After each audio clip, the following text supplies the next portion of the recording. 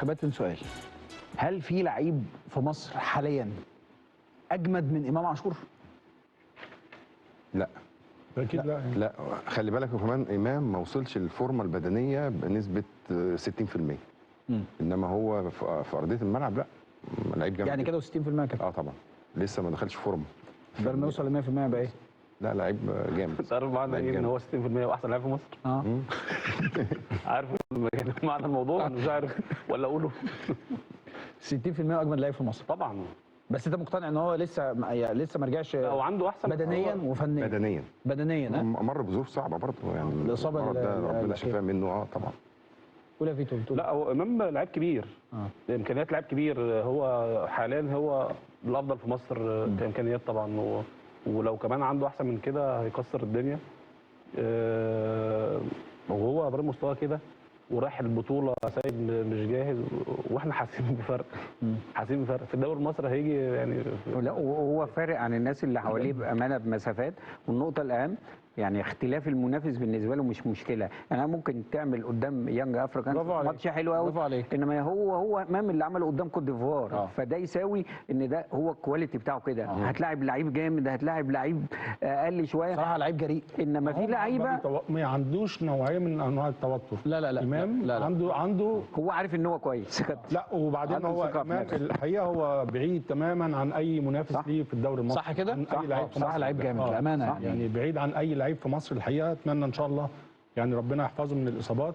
والنقطه اللي فتح الله محمود مش عايز يتكلم فيها ان انت لما بتتكلم على امام عاشور طب انت بتتكلم انت دي هيوديك لنقطه ان الدوري بتاعنا ضعيف جدا جدا، ان مفيش اقرب منافس لامام عاشور بعيد قوي.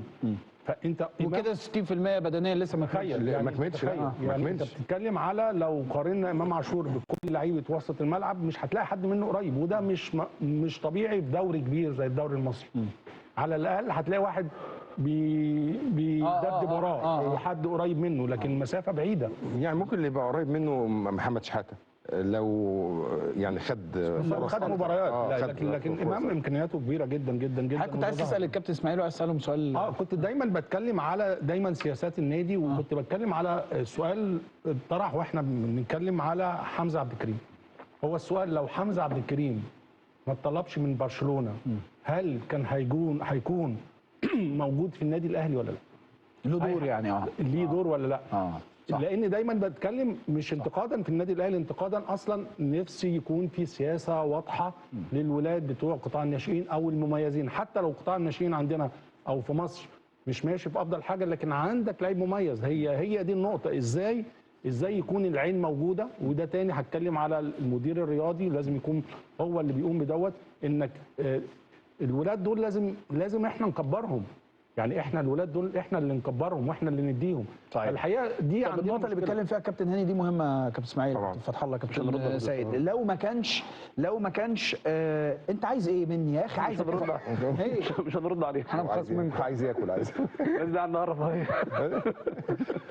قولا واحدا. لا بص هو فين انت واخد بالك يا كابتن هاني؟ بيقول لك بالنسبه لمشاكل النادي الاهلي دي رفاهيه بالنسبه لي. هي مشكله مهمه بس احنا عندنا مشاكل اكبر من كده. ما تزعلش مني بس يا محمود، اوعى تزعل مني.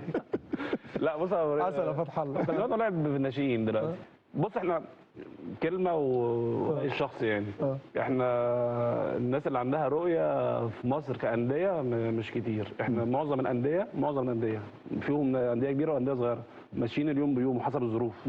بس حد عنده رؤيه وبيخطط لايه وعارف هيعمل النهارده ايه والشهر الجاي هيعمل ايه والسنه الجايه هيعمل ايه.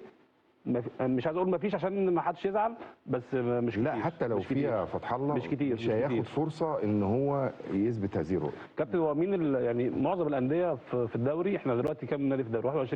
21 فيهم 80 90% من الانديه عايزين يبقوا موجودين في الدوري وخلاص. هل احنا دوري فقير فنيا؟ طب ما يديهم ثقه انت عارف ان ترتيب الدوري بتاعك على مستوى العالم مش بعيد يعني، كويس ترتيب. يعني 16 تقريبا. في ناس بتقتنع بالتاريخ والاحصاء، في ناس تقول لك لا يعني ما علينا، الترتيب ماشي. انا بسال سؤال، هل احنا الدوري بتاعنا فقير؟ جدا فقير جدا، بدليل ان انت ما عندكش باك رايت لمنتخب مصر، ما عندكش باك ليفت لمنتخب مصر، ما عندكش فيرو الثاني مع مصطفى، ما عندكش حاجات كتيره جدا. بتدور على سيردباك لمنتخب مصر، بتدور على فيرو لمنتخب مصر. منتخب مصر يبقى فيه 6 7 اماكن ما فيهمش لعيبه على مستوى يلعبوا منتخبات يبقى الدوري ضعيف. هل ده معناه ان انا اقلل عدد اللعيبه المحترفين الاجانب زي ما كان بيقول الكابتن حسام حسن؟ انا بنسبه 100% موافق طبعا. يتقلل لا لثلاثة؟ انا عندي جزء تاني، انك مش لازم تقلل، لكن يكون المعايير مختلفه.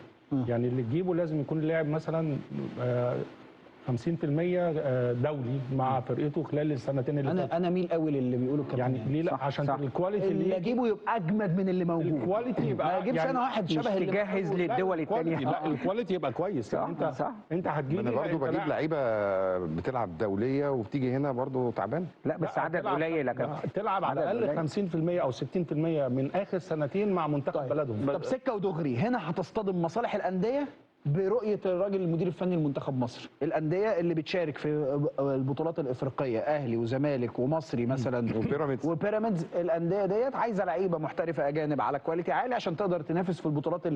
بيراميدز داخل كاس عالم للانديه، الاهلي كان بيشارك في كاس العالم للانديه، افريقيا وكونفدراليه بالنسبه لكل الفرق. هتصطدم هنا الرؤيه اللي قالها الكابتن حسام حسن بالانديه ومصالحها اللي هي برضو يعني بتشارك في بطولات كبيره. فاحنا هنا بنروح لانهي؟ انا مع سؤال صعب. ها انا مع رؤيه الكابتن حسام حسن مليون في المية بامانه، لان انت شوف الفرق ال10 سنين اللي فاتوا لعيبتك راحت فين. الاماكن اللي بيتكلم عليها الكابتن كلها كواليتي، حتى اللعيبه هو الدوري مستواه عالي باللعيبه اللي موجوده عادي. يعني ما اجيبش اجانب بوضع قوي، يعني زي ما الكابتن هاني ما بيقول ابقى اشترط عليه ان هو يكون شارك مع منتخب بلاده بنسبه كذا، بس ما تجيبش 5. تجيب كابتن انت عندك نقطه زياده كمان يا كابتن. ناسب 3 كابتن في غير الخمسه. بتقول كده حتى لو حتى وده كان هيضر مصلحه الزمالك في المشاركات الافريقيه. هو الزمالك مش مستفيد بالاجانب بتاعته حاجه.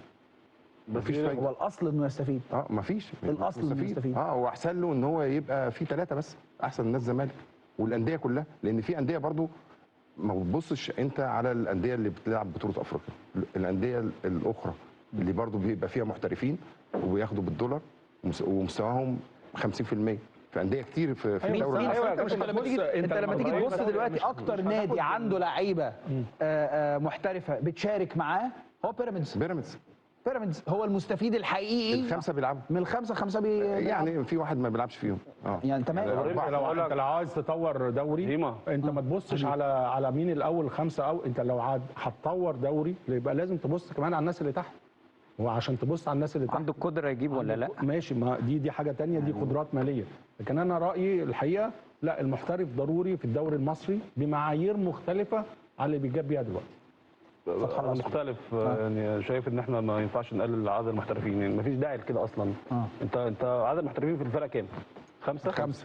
لا وفي الفلسطيني والسوري وتحت السن 3. بتكلم الاجانب كام؟ السوري لا ما اعتقدش. لا فلسطيني بس 5. فانا شايف ان 5 وانت قيمتك 30 ده نسبه عاديه جدا في دوري عايز يبقى دوري كويس. لان اللعيبه الاجانب لو انت القصه بقى النقطه الثانيه ممكن يبقى انا عندي سوء اختيار، بجيب ناس واخد من وراها فلوس. ما اعرفش، في ناس في انديه كده تجيب لعيبه هاخد من وراها فلوس وبتاع، واجيب حد ما لعبش ماتشين في بلده. ممكن ده قصص فرديه، اشخاص مش عارفه تدير، ما عندهاش امانه للنادي اللي هي شغاله فيه. بس انت كنت بتتكلم على منظومه ودوري. انت لو عندك محترفين، هو بيراميدز مثلا عنده 5 محترفين معظمهم بيلعبوا صح كده ومكسرين الدنيا. 4 بيلعبوا ومكسرين الدنيا. بيراميدز اخر سنتين فين؟ في حته ثانيه خالص. فانت المحترفين لو انت عندك امانه وعندك عين كويسه وبتختار صح بيعلوا الدوري. لازم ال5 يبقوا موجودين في الملعب. لا وبيعلوا الدوري وبيعلوا مش الدوري بس، بيعلوا اللعيبه اللي بيتمرنوا معاهم. لو هم لعيبه كويسه وجوده عاليه بيعلوا اللعيبه المصريه اللي بتتمرن معاهم. ان انا بتمرن مع نوعيات مختلفه ولاعيبه مختلفه. كل الدوريات اللي بتقدم وعايزه تعمل حاجه عندها محترفين. مفيش حاجه اسمها نقلل المحترفين دي ابدا.